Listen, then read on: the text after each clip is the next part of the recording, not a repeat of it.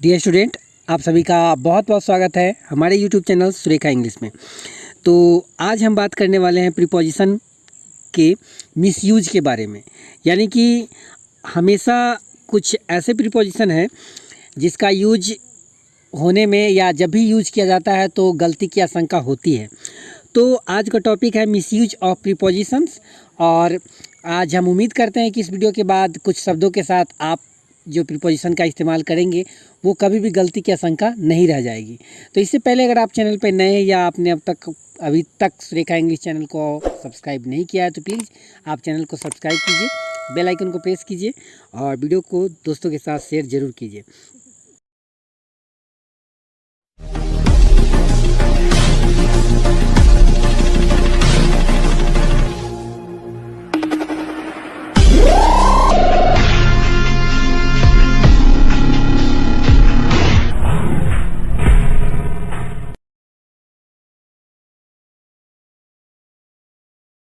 तो सबसे पहला वर्ड है आंसर। तो आंसर का मतलब उत्तर होता है, जवाब देना होता है। तो इस शब्द को नाउन और वर्ब दोनों की तरह इस्तेमाल किया जाता है और नाउन के साथ टू का यूज होता है और वर्ब के साथ किसी भी प्रीपोजिशन का प्रयोग नहीं किया जाता है। जैसे एग्जाम्पल देखते हैं कि there can not be an answer to every question. यहाँ पे आप देख रहे हैं कि आंसर एक नाउन की तरह यूज हो रहा है। तो यहाँ पे आंसर के बाद टू आया है, टू प्रीपोजिशन का इस्तेमाल किया गया है। और नेक्स्ट एग्जांपल एक देखते हैं, you must answer this question compulsorily. तो यहाँ पे आप देख रहे हैं कि आंसर के साथ अगर टू आता है तो ये बिल्कुल गलत है, क्योंकि आपने देखा कि यहाँ पे इस सेंटेंस में वर्ब की तरह आंसर का इस्तेमाल किया गया है। तो आपको रूल में मैंने क्या बताया कि वर्ब के साथ किसी भी प्रीपोजिशन का प्रयोग नहीं करेंगे। तो नेक्स्ट यूज की तरफ बढ़ते हैं, इंटर। नेक्स्ट वर्ड है हमारा इंटर। तो इंटर का मतलब होता है प्रवेश करना और इसका यूज हम प्रवेश करने के अर्थ में इसके साथ किसी भी प्रीपोजिशन का इस्तेमाल नहीं होता है, लेकिन ज़्यादातर लोग इसके साथ इनटू का प्रयोग कर देते हैं और हमेशा अक्सर लोग से गलतियां हो जाती हैं। तो यहाँ पे इंटर के साथ किसी भी प्रीपोजिशन का प्रयोग नहीं करना चाहिए। एग्जाम्पल के तौर पर देखते हैं, he entered into the bedroom all of sudden. यहाँ पे मैंने आपको क्या बताया कि इंटर्ड, तो इंटर्ड के बाद किसी भी प्रीपोजिशन का यूज नहीं किया जाता है। तो यहाँ पे इनटू का प्रयोग जो किया गया है जो गलत है, अक्सर लोग ऐसी गलतियाँ कर देते हैं। इसका सही सेंटेंस ये क्या होगा, he entered the bedroom all of sudden. तो इस तरीके से नेक्स्ट वर्ड है ऑर्डर। यह शब्द नाउन और वर्ब दोनों की तरह इस्तेमाल होता है और नाउन के रूप में इसके साथ फोक का प्रयोग करते हैं और जबकि वर्ब के रूप में इसके साथ किसी भी प्रीपोजिशन का प्रयोग नहीं किया जाता है। तो एग्जाम्पल देखते हैं, I placed an order for 2 cups of coffee. यहाँ पे आप देख रहे हैं कि I placed an order for. तो यहाँ पे जब नाउन के रूप में इस्तेमाल किया गया तो इसके साथ फॉर का प्रयोग हमने किया है। यहाँ ऑर्डर के बाद जस्ट आप फॉर देख रहे हैं। लेकिन एक दूसरा एग्जाम्पल देखते हैं कि I ordered for 2 cups of coffee. तो यहाँ पे ऑर्डर के बाद फोर गलत है बिल्कुल। यहाँ पे सही एग्जाम्पल क्या होगा कि I ordered 2 cups of coffee, क्योंकि यहाँ पे वर्ब की तरह प्रयोग किया गया है और वर्ब के साथ किसी प्रीपोजिशन का प्रयोग नहीं करेंगे। नेक्स्ट वर्ड है वेट और अवेट। दोनों का मतलब होता है इंतज़ार करना। तो जहाँ वेट के साथ फोर का इस्तेमाल होता है वहीं अवेट के साथ किसी भी प्रीपोजिशन का प्रयोग नहीं किया जाता है। एग्जाम्पल देखते हैं, we are waiting for our results. तो यहाँ पे वेटिंग है, वेट के साथ फोर का इस्तेमाल होता है तो बिल्कुल सही सेंटेंस है। वेटिंग के बाद फोर आया है तो बिल्कुल करेक्ट है। और दूसरा है we are awaiting our results. तो यहाँ पे आप देख रहे हैं किसी प्रीपोजिशन का इस्तेमाल नहीं किया गया है तो ये सेंटेंस बिल्कुल करेक्ट है।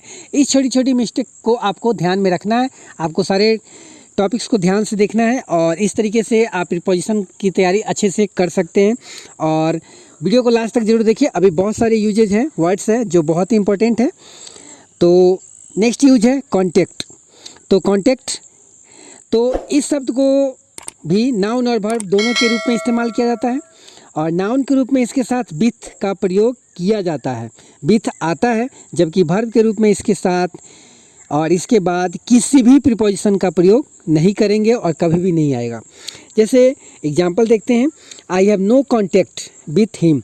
तो यहाँ पे देख रहे हैं कि नाउन के लिए है तो कॉन्टैक्ट के बाद विद आया है। जबकि दूसरा एग्जाम्पल है, I tried to contact him but failed.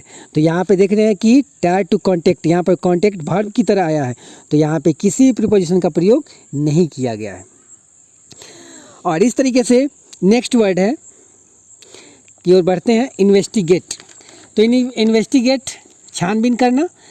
तो गलती से अक्सर लोग इसके साथ इनटू का इस्तेमाल करते हैं, इनटू का यूज कर देते हैं, जो कि बहुत ही भारी भूल है।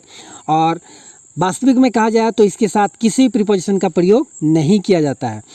जैसे एग्जांपल देख लेते हैं, the police are investigating the case. यहाँ पे इन्वेस्टिगेटिंग है, तो यहाँ पे अक्सर लोग यहाँ पे कर देते हैं the police are investigating into the case, जो कि बिल्कुल गलत है। यहाँ पे सही करेक्ट सेंटेंस होगा, क्योंकि प्रीपोजिशन इन्वेस्टिगेट के साथ किसी भी प्रीपोजिशन का प्रयोग नहीं करेंगे। The police are investigating the case, इस तरीके से। और नेक्स्ट है कि रिच। रिच का मतलब होता है पहुँचना। इस वर्ब के बाद भी किसी भी प्रीपोजिशन का प्रयोग हम बिल्कुल नहीं करते हैं। जैसे एग्जाम्पल देख लेते हैं, he reached to the cinema hall rather late. तो यहाँ पे आप देख रहे हैं रिच के बाद टू आया, जबकि वर्ब के साथ, इस रिच वर्ब के साथ किसी भी प्रीपोजिशन का प्रयोग नहीं किया जाता है, तो यहाँ पे बिल्कुल गलत है। करेक्ट सेंटेंस होगा, he reached the cinema hall rather late. और तो इस तरीके से नेक्स्ट वर्ड है होम। तो इन शब्दों मतलब होम के साथ कभी भी टू का इस्तेमाल नहीं होता है। अक्सर लोग गो टू होम कर देते हैं, इसमें बहुत ज़्यादा गलतियां लोग करते हैं, लेकिन आपको ध्यान रखना है कि होम से पहले कभी भी टू का इस्तेमाल नहीं करेंगे। और इसके साथ साथ एक वर्ड और भी आता है अब्रोड। इसके साथ भी कभी भी टू का प्रयोग नहीं किया जाता है। जैसे एग्जांपल देख लेते हैं, he is going to abroad next month. तो यहाँ पे आप देख रहे हैं कि अब्रोड से पहले और गोइंग के बाद टू लगा हुआ है, जो कि बिल्कुल गलत है। और इस तरीके से he is going to home, तो ये भी गलत है, क्योंकि होम से पहले टू का इस्तेमाल नहीं किया जाता है। तो फ्रेंड्स, ये वीडियो आपको कैसा लगा आप हमें कमेंट करके ज़रूर बताएंगे। इन सारे टॉपिक्स को, आप जितने सारे पॉइंट्स है, वर्ड है, बहुत ही यूजफुल है, कॉमन रूप से हमेशा यूज होता है। आप इसे अपने नोटबुक में नोट कर ले और अच्छे तरीके से ध्यान में रखें। और प्रीपोजिशन के प्लेलिस्ट में मैंने एक सीरीज तहत टोटल वीडियो को डाला है, आपको इस सभी वीडियो को एक एक करके देखना है और अच्छे तरीके से प्रीपोजिशन की तैयारी आपको कर लेनी है। तो आप हमें अपना कमेंट करके ज़रूर बताएंगे वीडियो कैसा लगा, और कुछ इस तरह की वीडियो के साथ मिलते हैं फिर से। तब तक के लिए thanks for watching, take care. और प्लीज़ जाते जाते आप हमें फेसबुक पेज सुरेखा इंग्लिश को लाइक करिए, हमें इंस्टाग्राम पेज को भी फॉलो कीजिए और टिकटॉक पे भी फॉलो कर सकते हैं।